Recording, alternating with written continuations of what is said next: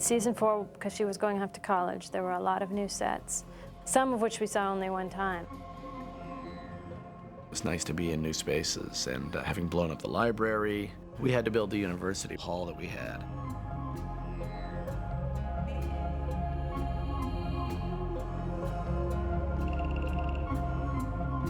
With these great sets, really kind of easy to get into your part. You know, if you're in a crypt, you're in a crypt, you know? Carey Meyer, as the production designer, is just phenomenal. He has the ability of using sets over and over and redesigning them and making them look like something else, like the secret laboratory.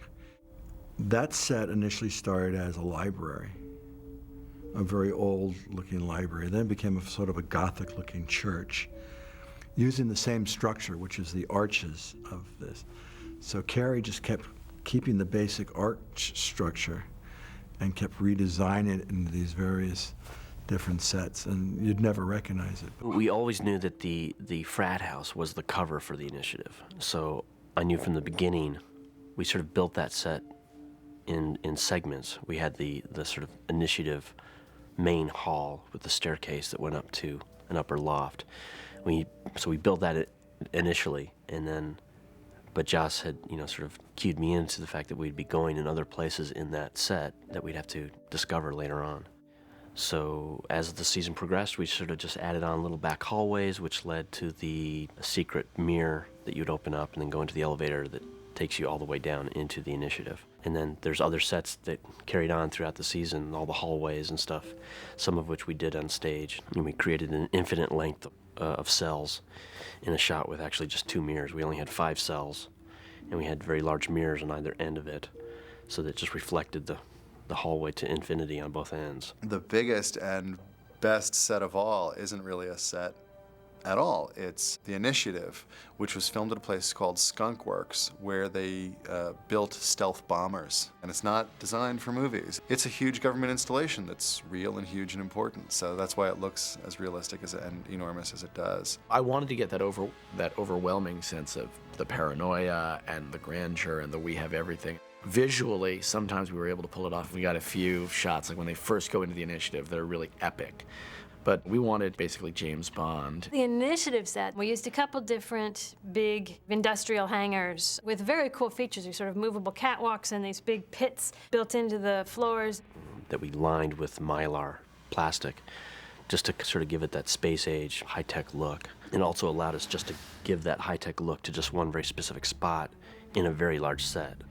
If we were to try to make that whole set look high-tech, it just would have been prohibitively expensive. We built a pretty impressive university inside one of our stages. They had to create a new world for Buffy, and on one of our stages, they created UC Sunnydale, and it was just amazing. Hallways and upon hallways you can walk through and go into lecture halls and go into student common room areas and staircases that went up to nowhere, but we didn't know that. It was just a very impressive looking institution.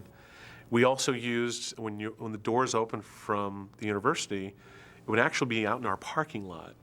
And what they do is they dress the wall, the only part of the wall of our building you could see, they dressed it like a university, you know, a hall or a dormitory or something. And we used a lot of our little studio space, our little compound here. Okay, so now we're walking into our set here on stage. This is our college campus interior hallway, and for you real Buffy aficionados, you might see this space and realize that this used to be the high school hallways. Just sort of changed into our college campus here on our stages here. Basically, it's the same layout as what we used to have for our school hallway, and you can see we've added a lot of brick. We've changed the arches, you know, new floor surfaces, a lot more architectural detail than what we had in our high school campus. And this was all to fall into place with the exteriors, though, that we still use for our college campus, which is the UCLA college campus. So all the details that you see in these hallways were taken from the UCLA campus. The college, I very much felt like we were at the university, and it had a real character to it. I think our college sets are amazing. The big lecture hall looks very cool. It was really beautifully designed. Carey went to UCLA and took a ton of pictures and tried to match everything really beautifully to the exteriors that we shot. The brick is an actual skin, like a fiberglass skin that we buy out of catalogs. Some of it we fabricate. This is all like plaster with sand details in it to look like sandstone. These are just photocopies onto a piece of Celotex that we make look like a tile, and then we put a nice clear coat shellac over it to give it a shiny quality. But this is just like a scanned color Xerox image that was actually from the actual tile at UCLA. And we did actually shoot some interiors at UCLA for the first episode in season 4. So you'll notice that maybe the very large library, the opening episode in season 4 was actually UCLA. And we used some of the hallways there as well, and then we tied it into the set here that we've got. Here we're walking into Spike's crypt, and you can see all the texture in here. We play a lot with vines and fake cobwebs, and just lots of grime. Any kind of texture we can kind of put in here really adds to the essence of the place.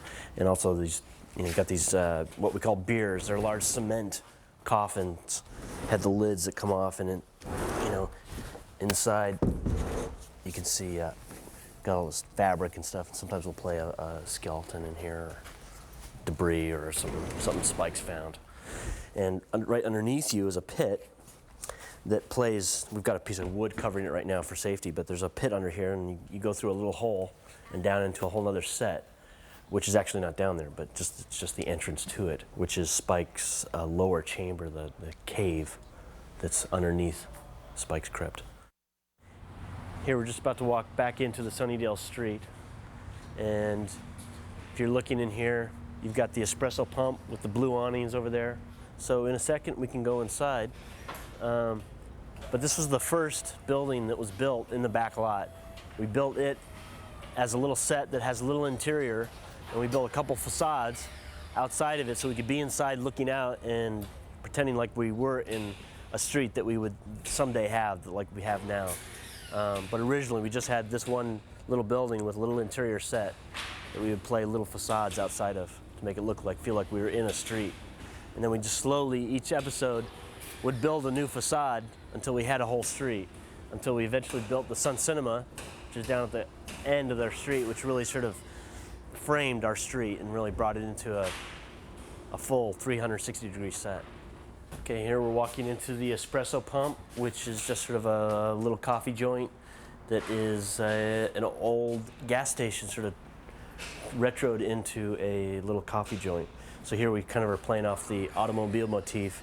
You can see all these stools are made out of wheels off of cars, and all the lamps in here are hubcaps off of cars.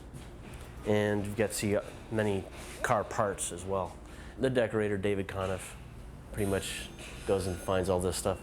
Pretty sure this was his idea to get the hubcaps and make these lights out of them. This set played heavily in the show Superstar with Buffy and Jonathan, where they sort of had this little scene going on in here. But if you keep the look consistent enough, then it all just, you've created a world that just is realistic, and you don't really have to go to a level of detail all the time.